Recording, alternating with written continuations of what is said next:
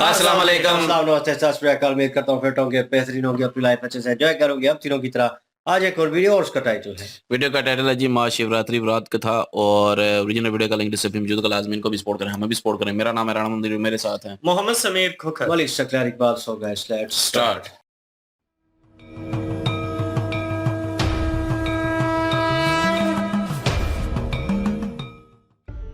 मित्रों, अधिकतर जनमानस यही जानते हैं कि महाशिवरात्रि भगवान शिव और माता पार्वती के विवाह के उपलक्ष्य में मनाया जाता है।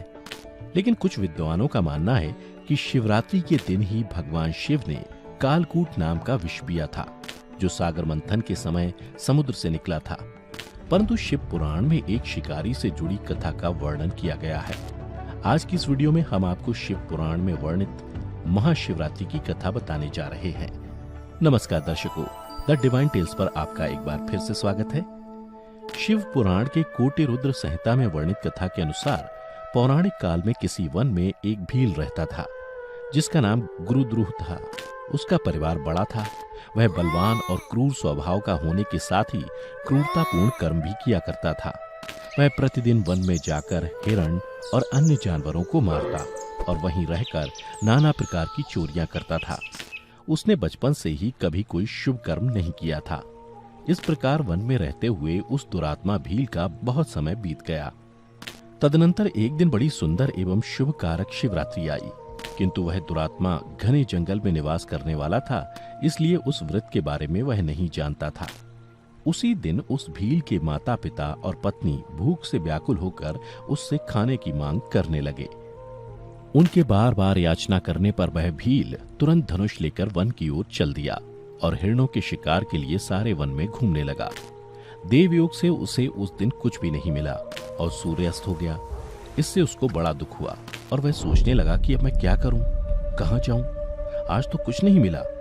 घर में जो बच्चे हैं उनका तथा माता पिता का क्या होगा, जो मेरी पत्नी है उसकी भी क्या दशा होगी। अतः मुझे कुछ लेकर ही घर जाना चाहिए। ऐसा सोचकर वह व्याध यानी शिकारी एक जलाशय के समीप पहुंचा और वहां पानी में उतरने का घाट था। वहां जाकर खड़ा हो गया और मन ही मन यह विचार करने लगा कि यहाँ कोई ना कोई जीव पानी के लिए अवश्य आएगा।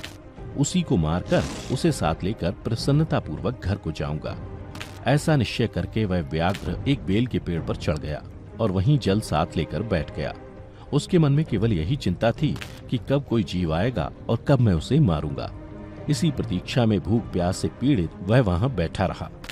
इस तरह काफी रात हो गई और जब रात का पहला प्रहर आरंभ हुआ तो एक प्यासी हिरनी वहां आई, जिसे देखकर उस व्याध को बड़ा हर्ष हुआ और उसने तुरंत ही उसे मारने के लिए अपने धनुष पर एक बाण का संधान लिया। ऐसा करते हुए उसके हाथ के धक्के से थोड़ा सा जल और बिल्व पत्र नीचे गिर पड़े। उस पेड़ के नीचे शिवलिंग था, जिसके बारे में वह व्याध नहीं जानता था। इस तरह उस जल और बिल्व पत्र से शिव की प्रथम प्रहर की पूजा संपन्न हो गई। उस पूजा के महात्म्य से उस व्याघ्र का बहुत सा पाप तत्काल नष्ट हो गया। उधर वहां होने वाली खड़खड़ाहट की आवाज को सुनकर हिरनी ने भय से ऊपर की ओर देखा। व्याध को देखते ही वह व्याकुल हो गई और बोली, व्याध, तुम क्या करना चाहते हो? मेरे सामने सच सच बताओ। हिरनी की बातें सुनकर व्याध ने कहा, आज मेरे परिवार के लोग भूखे हैं, अतः तुमको मारकर मैं उनकी भूख मिटाऊंगा और उन्हें तृप्त करूंगा। व्याध का वह दारुण वचन सुनकर तथा दुष्ट भील को वाण ताने देख हिरनी सोचने लगी कि अब मैं क्या करूं, कहां जाऊं। अच्छा, कोई उपाय सोचती हूं। ऐसा विचार कर उसने वहां इस प्रकार कहा। हिरनी बोली, व्याध, मेरे मांस से तुमको सुख होगा। इस अनर्थकारी शरीर के लिए इससे अधिक महान पुण्य का कार्य और क्या हो सकता है। उपकार करने वाले प्राणी को इस लोक में जो पुण्य होता है उसका 100 वर्षों में भी वर्णन नहीं किया जा सकता। परंतु इस समय मेरे सब बच्चे मेरे आश्रम में ही हैं। मैं उन्हें अपनी बहन को अथवा स्वामी को सौंपकर लौटाऊंगी।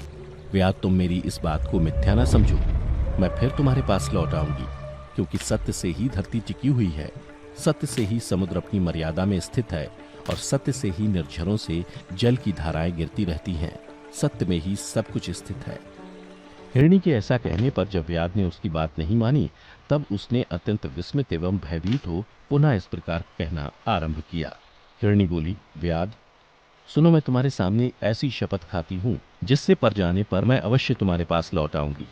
ब्राह्मण यदि वेद बेचे और तीनों काल संध्या वंदन ना करे तो उसे जो पाप लगता है, पति की आज्ञा का उल्लंघन करके स्वेच्छानुसार कार्य करने वाली स्त्रियों को जिस पाप की प्राप्ति होती है, किए हुए उपकार को ना मानने वाले, भगवान शंकर से विमुख रहने वाले तथा विश्वासघात और छल करने वाले लोगों को जो पाप लगता है, उसी पाप से मैं भी लिप्त हो जाऊं यदि लौट कर ना आऊं। इस तरह अनेक शपथ खाकर जब हिरणी चुपचाप खड़ी हो गई, तब उस व्याध ने उस पर विश्वास करके कहा, अच्छा, अब तुम अपने घर को जाओ। जब वह हिरणी बड़े हर्ष के साथ पानी पीकर अपने आश्रम मंडल में गई, इतने में ही रात का वह पहला प्रहर व्याध के जागते जागते ही बीत गया। तब उस हिरणी की बहन दूसरी हिरणी, जिसका पहली ने स्मरण किया था, उसी की राह देखती हुई जल पीने के लिए वहां आ गई। उसे देखकर भील ने स्वयं बाण को तरकश से खींचा। ऐसा करते समय पुनः पहले की भांति भगवान शिव के ऊपर जल और बिल्वपत्र गिरे। उसके द्वारा महात्मा शंभू की दूसरे प्रहर की पूजा संपन्न हो गई। यद्यपि वह प्रसंगवश ही हुई थी, तो भी व्याध के लिए सुखदायिनी हो गई। हिरणी ने उसे बाण खींचते देख पूछा, वनेचर, यह क्या करते हो? व्याध ने पूर्वत उत्तर दिया, मैं अपने भूखे कुटुंब को तृप्त करने के लिए तुझे मारूंगा। यह सुनकर वह हिरणी बोली, व्याध, मेरी बात सुनो, मैं धनी हूँ, मेरा देह धारण सफल हो गया, क्योंकि इस अनित्य शरीर के द्वारा उपकार होगा, परंतु मेरे छोटे छोटे बच्चे घर में हैं, अतः मैं एक बार जाकर उन्हें अपने स्वामी को सौंप दूं, फिर तुम्हारे पास लौट आऊंगी। हिरणी की बात सुनकर व्याध बोले, मुझे तुम्हारी बात पर विश्वास नहीं है, मैं तुम्हें मारूंगा, इसमें संशय नहीं है। व्याध की बातें सुनकर हिरणी भगवान विष्णु की शपथ खाती हुई बोली, व्याध, जो कुछ मैं कहती हूँ उसे सुनो। यदि मैं लौट कर ना आऊं तो अपना सारा पुण्य हार जाऊं, क्योंकि जो वचन देकर उससे पलट जाता है वह अपने पुण्य को हार जाता है। जो पुरुष अपनी विवाहिता स्त्री को त्याग कर दूसरी के पास जाता है, वैदिक धर्म का उल्लंघन करके कपोल कल्पित धर्म पर चलता है, भगवान विष्णु का भक्त होकर शिव की निंदा करता है, माता पिता की निधन तिथि को श्राद्ध आदि न करके उसे सूना बिता देता है, तथा मन में संताप का अनुभव करके अपने दिए हुए वचन को पूरा करता है, ऐसे लोगों को जो पाप लगता है वही मुझे भी लगे यदि मैं लौट कर ना आऊं। हिरणी के ऐसा कहने पर व्याध ने कहा, जाओ। उसके बाद हिरणी जल पीकर हर्षपूर्वक अपने आश्रम को गई। इतने में ही रात का दूसरा प्रहर भी व्याध के जागते जागते बीत गया। इसी समय तीसरा प्रहर आरंभ हो जाने पर हिरणी के लौटने में बहुत विलंब हुआ जान चकित हो व्याध उसकी खोज करने लगा। इतने में ही उसने जल के मार्ग में एक हिरण को देखा। वह बड़ा हष्टपुष्ट था। उसे देखकर व्याध को बड़ा हर्ष हुआ और वह धनुष पर बाण रखकर उसे मार डालने को उद्यत हुआ। ऐसा करते समय उसके प्रारब्धवश कुछ जल और बिल्वपत्र शिवलिंग पर गिरे। उससे उसके सौभाग्य से भगवान शिव की तीसरे प्रहर की पूजा भी संपन्न हो गई। इस तरह भगवान ने उस पर अपनी दया दिखाई। पत्तों के गिरने की आवाज सुनकर उस हिरण ने व्याध की ओर देखा और पूछा, क्या करते हो? व्याध ने उत्तर दिया, मैं अपने कुटुंब को भोजन देने के लिए तुम्हारा वध करूंगा। व्याध की बात सुनकर हिरण के मन में बड़ा हर्ष हुआ और तुरंत ही बोले, मैं धन्य हूँ, मेरा हष्टपुष्ट शरीर होना सफल हो गया, क्योंकि मेरे शरीर से आप लोगों की तृप्ति होगी। जिसका शरीर परोपकार के काम में नहीं आता, उसका सब कुछ व्यर्थ चला गया। जो सामर्थ्य रहते हुए भी किसी का उपकार नहीं करता, उसकी वह सामर्थ्य व्यर्थ चली जाती है तथा वह परलोक में नरकगामी होता है। परंतु एक बार मुझे जाने दो, मैं अपने बालकों को उनकी माता के हाथ में सौंपकर और उन सबको धीरज बंधाकर यहाँ लौट आऊंगा। उसके ऐसा करने पर व्याध मन ही मन बड़ा विस्मित हुआ। उसका हृदय कुछ शुद्ध हो गया था और उसके सारे पाप नष्ट हो चुके थे। उसने हिरण से कहा, जो यहाँ आए वे सब तुम्हारी तरह बातें बनाकर चले गए, परंतु वे अभी तक यहाँ नहीं लौटे। हिरण, तुम भी इस समय संकट में हो, इसलिए झूठ बोलकर चले जाओ, फिर आज मेरा जीवन निर्वाह कैसे होगा? व्याध की बातें सुनकर हिरण बोले, व्याध, मैं जो कुछ कहता हूँ उसे सुनो। मुझ में असत्य नहीं है, सारा चराचर ब्रह्मांड सत्य से ही टिका हुआ है। जिसकी वाणी झूठी होती है उसका पुण्य उसी क्षण नष्ट हो जाता है। तथापि व्याध, तुम मेरी सच्ची प्रतिज्ञा सुनो। संध्या काल में मैथुन तथा शिवरात्रि के दिन भोजन करने से जो पाप लगता है, झूठी गवाही देने, धरोहर को हड़प लेने तथा संध्या न करने से द्विज को जो पाप होता है, वही पाप मुझे भी लगे यदि मैं लौट कर ना आऊं। जिसके मुख से कभी शिव का नाम नहीं निकलता, जो सामर्थ्य रहते हुए भी दूसरों को उपकार नहीं करता, पर्व के दिन श्रीफल तोड़ता, अभक्ष्य भक्षण करता तथा शिव की पूजा किए बिना और भस्म लगाए बिना भोजन कर लेता है, इन सब का पातक मुझे लगे यदि मैं लौट कर ना आऊं। उसकी बात सुनकर व्याध ने कहा, जाओ, शीघ्र लौटना। व्याध के ऐसा कहने पर हिरण पानी पीकर चला गया। वे सब अपने आश्रम पर मिले। तीनों ही प्रतिज्ञाबद्ध हो चुके थे। आपस में एक दूसरे के वृतांत को भली भांति सुनकर सत्य के पाश से बंधे हुए उन सब ने यही निश्चय किया कि वहां अवश्य जाना चाहिए। इस निश्चय के बाद वहां बालकों को आश्वासन देकर वे सब के सब जाने के लिए उत्सुक हो गए। उस समय जेठी हिरणी ने अपने स्वामी से कहा, स्वामिन, आपके बिना यहाँ बालक कैसे रहेंगे?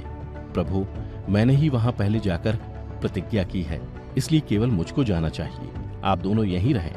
उसकी ये बात सुनकर छोटी हिरणी बोली, बहन, मैं तुम्हारी सेविका हूँ, इसलिए आज मैं व्याध के पास जाती हूँ, तुम यहीं रहो।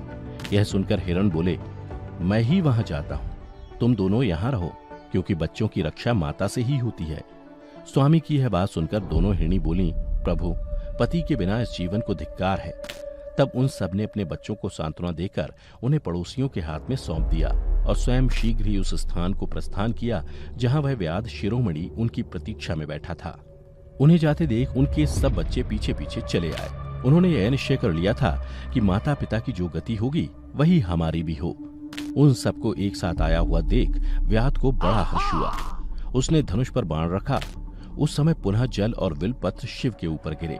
इससे शिव के चौथे प्रहर की शुभ पूजा भी संपन्न हो गई। उस समय व्याध का सारा पाप तत्काल भस्म हो गया। इतने में ही दोनों हिरणी और हिरण बोल उठे, व्याध शिरोमणि, शीघ्र कृपा करके हमारे शरीर को सार्थक करो। उनकी यह बात सुनकर व्याध को बड़ा विस्मय हुआ। शिव पूजा के प्रभाव से उसको दुर्लभ ज्ञान प्राप्त हो गया। उसने सोचा, ये हिरण ज्ञानहीन पशु होने पर भी धन्य है, जो ज्ञानहीन होकर भी अपने शरीर से परोपकार करना चाहते हैं। लेकिन धिक्कार है मेरे जीवन को कि मैं अनेक प्रकार के कुकृत्यों से अपने परिवार का पालन करता रहा। अब उसने अपने बाण रोक लिए तथा मृगों से कहा कि वे सब धन्य हैं तथा उन्हें वापस जाने दिया। उसके ऐसा करने पर भगवान शंकर ने प्रसन्न होकर तत्काल उसे अपने दिव्य स्वरूप का दर्शन करवाया तथा उसे सुख समृद्धि का वरदान देकर गुह नाम प्रदान किया। मित्रों, यही वह गुह था जिसके साथ भगवान श्री राम ने मित्रता की थी। मित्रों, महाशिवरात्रि की ये कथा यहीं समाप्त होती है। अगर आपको पसंद आई हो तो इसे ज्यादा से ज्यादा लाइक करें और शेयर करें। साथ ही ऐसी पौराणिक कथाओं के बारे में जानने के लिए अभी हमारे चैनल को सब्सक्राइब कर लें। फिलहाल आज की वीडियो में इतना ही। अब हमें इजाजत दें। आपका बहुत बहुत शुक्रिया। जी बिल्कुल जी, ये कथा सुनने के बाद बहुत सारी सीख भी मिलती है। और देख लें कि हिरन जो था वो एक जानवर था और जानवर होकर भी उसने अपना वचन जो है उसका पालन किया है। मतलब ये कि ये हमें सीख मिलती है कि जो वचन हम किसी को देते हैं उसका पालन करना कितना जरूरी है। एक जालिम से जालिम इंसान को भी सच्चाई और अच्छाई जो है वो नरम कर सकती है। वो कितना पापी इंसान था, कितने उसने अपनी जिंदगी में पाप किए, लेकिन एक हिरन की वो एक अच्छाई की वजह से इतना प्रभावित हुआ कि उसके मन में ये ख्याल आ गया कि यार जो चीजें पहले मैं कर चुका हूं, मैं एक मनुष्य होकर इतनी गलतियां करता हूं और ये तो एक जानवर है। तो जानवर होकर भी अपने धर्म का पालन कर रही हैं, अपने वचन का पालन कर रही हैं, बल्कि यहाँ तक कि अपने पूरे परिवार को वो यहाँ पे ले आए और अपनी जान की परवाह किए बगैर अपने वचन का पालन करने आई हैं। क्योंकि हिरण ने वचन दिया था कि वो अवश्य आएंगे। तो उसे पहले तो ये लगा कि नहीं आएंगे, लेकिन उन्होंने जब कसम खाई शिव जी की सारी बातें लेकर, उन्होंने कहा कि जो अनभगत जिस तरह से करते हैं, जो भगत नहीं है शिव जी के, जिस तरह से वो गलतियां करती हैं और खाना खाने के जो कानून है वो फॉलो नहीं करते, उसके बाद कच्चे फल तोड़ देना, किसी का नुकसान करना, तो ये सारी गलतियां जो भी करते हैं मुझे वो सारे पाप लगे अगर मैं वापस ना आऊं तो उसने यकीन कर लिया हिरण के वचन पर। उसने कहा ठीक है आप जाएं। वो अपने बच्चों के पास पहुंचे, वहां पे पूरा परिवार मिला। फिर जब उनको वो सारी बात का पता चला तो उनके बच्चे जो हैं वो भी साथ चल पड़े। तो पूरे परिवार को एक साथ देकर आश्चर्य में आ गया। तो वो मोजज़ा इसलिए उसके साथ हुआ है, ये एक हैरानकुन चमत्कार इसलिए हुआ है कि जो उसने तीर छोड़ा था ना और जो बेल पत्थर शिवलिंग के ऊपर गिरे थे, तो वो शिवलिंग जो है उनकी पूजा जो थी वो भी समाप्त हो गई थी, जिसकी वजह से उसका हृदय जो है नरम हो गया, उसके सारे पाप धुल गए थे। फिर उसको ये गलत और सही की पहचान नजर आना शुरू होगी। वैसे उससे पहले तो उसकी आंखों पर अहंकार की पट्टी बांधी हुई थी, जिसकी वजह से उसे गलत और सही की पहचान नहीं थी। तो दोस्तों, इस चीज से हमने भी सीखना है कि अपने वचन का पालन करना चाहिए। और अगर शिवरात्रि मनाते हैं, आप सेलिब्रेट करते हैं, तो शिवरात्रि सेलिब्रेट करने का मकसद भी यही आप लोगों का होना चाहिए कि जो शिव जी ने चीजें बताई हैं, जो रास्ते दिखाए हैं, जो उनकी बातें हैं, उन चीजों के ऊपर भी प्रैक्टिकल अमली तौर पर उनको अपनाना जरूरी है। जी बिल्कुल जी, ये एक कथा सुनाई गई है और शिवरात्रि की जो है वो रात की जो है वो कथा है कि पहले पैर में जो है वो हालांकि ना चाहते हुए भी जो है वो जल और पानी से जो है अभिषेक हो चुका था शिवलिंग का। तो जो कि एक जालिम था पहले शिकारी, तो वो जुल्म करता था लोगों से, माल छीनना, चोरी डकैती करना, किसी के हक खाना, ताकतवर था तो उसी अहंकार में था तो लोगों पे जुल्म करना। तो फिर उसके बाद जो है वो एक रात जो बच्चों के लिए, अपने के लिए खाने लेने के लिए गया, शिकार के लिए निकल गया था। तो मतलब एक बताया गया है कि वो एक जालिम इंसान था, गुनहगार इंसान था, पापी था। तो लेकिन वो चला गया शिकार के लिए। तो शिकार करते दौरान जो है वो ऊपर चढ़ के बैठ गया था एक बेल टहनी पे। तो वो बेलपत्र और पानी से जो है वो, जल से जो है अभिषेक भी होता रहा जब वो तीर निकालता था। तो उससे जो है वो एक पैर की जो है वो उसकी पूजा जो है वो पूरी होती गई। तो उस दौरान उसके काफी सारे गुनाह जड़ते गए, गुनाह मतलब कि पाप उसके कम होते गए। तो उसका दिल थोड़ा नरम होता गया। तो इतने में हिरन आया, वो हिरन से वार्तालाप की। हिरन ने उसको बताया कि वो हिरन के थ्रू भी काफी सारे पाप गिनाए गए कि एक औरत, जब विवाही औरत किसी और को जाने के लिए जाती है तो वो गुनाह, उसके बाद एक मर्द जाता है वो गुनाह, कि कच्चे फल खाड़े जाते हैं वो गुनाह, किसी का हक खाया जाता है वो गुनाह। तो शिवरात्रि के दौरान मेरे ख्याल में वो खाना या भोजन का वो जिक्र कर रहे थे, वो गुनाह, वो पाप, ये सारे पाप भी गिनाए गए हैं बीच में। तो उनके जो है वो कहा गया, तीनों के द्वारा कहा गया है कि हमें लगें। तो वो चले जाते हैं, वो तीनों अब ज़ाहिर है अब रिश्तेदार हैं, एक बहन है और एक स्वामी है उसका और एक छोटी बहन है उसकी। तो वो तीनों जो हैं वो अब फिर वो ज़ाहिर है वचन दे के आ गए हैं। अब तीनों कह रहे थे कि मतलब कि किस तरह जाएं, अब बच्चों का क्या होगा। तो लेकिन वो पूरी फैमिली एक किस्म के साथ चल पड़ती है। तो वो जाती हैं, वहाँ पे पहुँच जाते हैं, वहाँ पे अपना वचन पूरा करते। इसी दौरान जो है वो 4 पैर के जो है वो पूजा जो होती है वो उसकी सफल हो चुकी थी, ना चाहते हुए भी।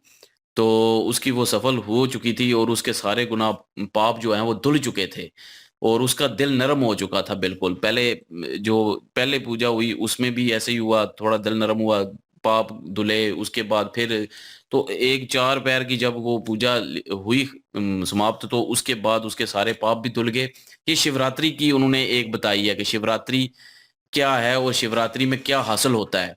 तो मतलब एक गुनाहगार जो है, एक पापी इंसान जो है, वो भी बिना मतलब के उसके जानकारी में भी नहीं था कि शिवलिंग का जो है वो अभिषेक कर रहे हैं।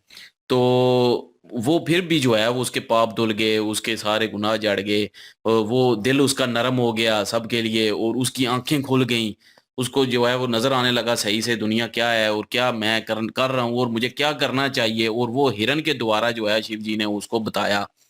तो एक जानवर के द्वारा वो यही सोच रहा था कि एक जानवर हो के हीन जो है वो मुझे समझा रहा है और अपने जो है वो वादे का, वचन का जो है वो पूरा करने के लिए आ गया है। और मैं एक इंसान होके जिसको सारा ज्ञान भी है, मनुष्य होके, तो मैं क्यों इन सारे पाप कर रहा हूँ, मैं सारे गुनाह कर रहा हूँ शुरू से लेके अभी तक। तो उसी वक्त मेरे ख्याल में वो उस चीज से माफी तलाफी करता है और उनको भी छोड़ देता है, फिर जाने देता है उनको देख के। तो क्योंकि दिल नरम हो चुका था और गुनाहों से तौबा भी कर लेता है कि आइंदा मैं कभी भी ऐसे गुनाह नहीं करूंगा। इतने में शिव जी जो हैं उनको सामने जो है वो अपना क्या कहते हैं प्रकट उसको, होते हैं। प्रकट होते हैं। और उसके बाद जो है वो उनका एक नाम रखते हैं जो कि बाद में राम जी के साथ मेरे ख्याल में कुछ वो कह रहे थे, वो उनकी मुझे थोड़ी दोस्त समझ नहीं आई। दोस्त तो बन हाँ गए। बिल्कुल, वो नाम एक दिया उन्होंने शिव जी ने। तो ये महाशिवरात्रि का जो एक किस्म का समझ लें कि एक चमत्कार समझ लें कि एक गुनाहगार बंदा भी जो है वो एक पापी बंदा भी जो है वो एक नेक इंसान के रूप में जो है बन गया और नेक हो गया, नरम हो गया उसका दिल। और ये शिवरात्रि की जो है वो चमत्कार है। यही बताने की कथा यही है मेरे हिसाब से। बाकी अगर कोई कमी है तो आप लोग हमें बता दीजिएगा। बिल्कुल जी, बड़ी ज़बरदस्त वीडियो थी और इन्फॉर्मेशन वाली वीडियो थी और आहिस्ता-आहिस्ता चीज़ों का पता चलता जा रहा है। कहानी बिल्कुल सेम सेम ही है और इसमें कोई शक नहीं है। और एक बंदा जो पाप करता है और अगर उसने कुछ खाना है या कुछ उसे चाहिए, उस नीड है उसकी, तो उसमें गलत तरीका यूज़ करने का वो नहीं कर सकता और इन अ गुड वे भी वो चीज़ें हो सकती हैं। लेकिन इस कहानी में भी बहुत सारी चीज़ें जो हैं उसको डिस्क्राइब किया गया है और नो डाउट जिस तरीके से स्टेप बाय स्टेप इसको बताया गया है और वाक़ई हम इंसान जो हैं कहीं न कहीं गलती करते हैं लाइफ़ में और बहुत सारी चीज़ों में स्ट्रगल करने में, खाने-पीने में और चीज़ों में हम 2 नंबरियाँ करते हैं और हमारा चाल-चलन ऐसा होता है जो हाव-स्वभाव हमें पता नहीं चलता इन अ नॉर्मल लाइफ़ क्योंकि रूटीन लाइफ़ चल रही होती है। उसमें हम बहुत सारी चीज़ें ऐसी करते हैं। तो उसमें वो स्टेप बाय स्टेप इस कहानी के थ्रू बताया गया कि किस तरह वो कम होती गई और उस व्यक्ति को समझ आती गई और आहिस्ता, आहिस्ता, आहिस्ता वो एट द एंड वो दिल उसके दिल से बिल्कुल वो जो है वो पाप जो है वो हट चुका था और वो पट्टी जो बंधी हुई थी वो सारा वो चीज़ों की, वो हट गई और क्योंकि जो भी हिरन आती थी वो उन्हें कहीं न कहीं इस चीज़ का स्मरण करवा रही थी कि ये जो कर रहे हैं ये गलत है, ये कर रहे हैं और जिस तरह वो बर्डन लिया वो बर्डन ऊपर अपने ऊपर नहीं ले रही थी बल्कि उस व्यक्ति को बताने की कोशिश कर रही थी कि हम क्या कर रहे हैं और अब हम लोग क्या करते हैं लाइफ में, ठीक है? और इसको ठीक कैसे किया जा सकता है। तो जाने-अनजाने में ही वो जो पूजा हो रही थी वो भी उस साथ-साथ चल रही थी और उसके बाद शिव जी जो है प्रकट हुए और उन्होंने उस चीज़ का वरदान उन्हें दे दिया और ये चीज़ अच्छी है कि कहानी के थ्रू लोगों तक इन्फॉर्मेशन पहुँचाना जो है, वो बड़ा ज़रूरी हो जाता है। क्योंकि लोग कहीं न कहीं व्यस्त होते हैं वो लाइफ़स्टाइल में, उन चीज़ों में। तो नो डाउट हमारे जो रिलिजन है उसमें भी बहुत सारी चीज़ों की मनाही है। इस तरह के इवेंट्स जो आते हैं उनमें मनाही होती है। रमज़ान में जैसे हम फास्टिंग करते हैं, रोज़ा रखते हैं, तो वो चीज़ें जो हैं ज़रूरी हैं कहीं न कहीं। उनको उन पैटर्न्स को फ़ॉलो करना ज़रूरी है। तो आप नहीं करेंगे तो नॉर्मल टीम नॉर्मल व्यक्ति जो है जो मसरूफ़ रहता है वो नहीं उन चीज़ों को प्रेफ़रेंस देता। वो और चीज़ों को प्रेफ़रेंस देता है। जैसे शिवरात्रि में उन्होंने बताया कि वो फ़ास्ट फ़ूड और ये चीज़ें और अब नहीं खा सकते। तो कुछ लोग जो है उल्लंघन करते होंगे इस चीज़ का भी। वो उस पैटर्न को फ़ॉलो नहीं करते होंगे। क्योंकि बेसिकली उन लोगों के लिए एक मैसेज था कि इस पैटर्न को प्रॉपर वे में फ़ॉलो करें और इतने सालों बाद ये दिन आता है और ये त्योहार आता है, तो उसको सेलिब्रेट करना चाहिए और जो जिस तरह बनता है उस तरीके से सेलिब्रेट करें और इन सारी चीज़ों को कोशिश करें कि अपने जो लाइफ़ का पैटर्न है, जो नाउ ऑन चल रहा है, जो आपने चलाना है, उसमें भी शामिल करें ताकि आप बेहतर इंसान बन सकें। और वीडियो ज़बरदस्त थी और मज़ा भी आया, इन्फॉर्मेशन भी मिली है थोड़ी बहुत इस स्टोरी के थ्रू और आई होप आपको ये वीडियो अच्छी लगी होगी तो लाइक, शेयर, सब्सक्राइब कर दें। इंशाल्लाह मिलते हैं नेक्स्ट वीडियो में। अपना ख्याल रखिएगा, दुआ में याद रखिएगा। तब तक के लिए अल्लाह अल्लाह हाफिज़, हाफ़िज़, पीस। पीस।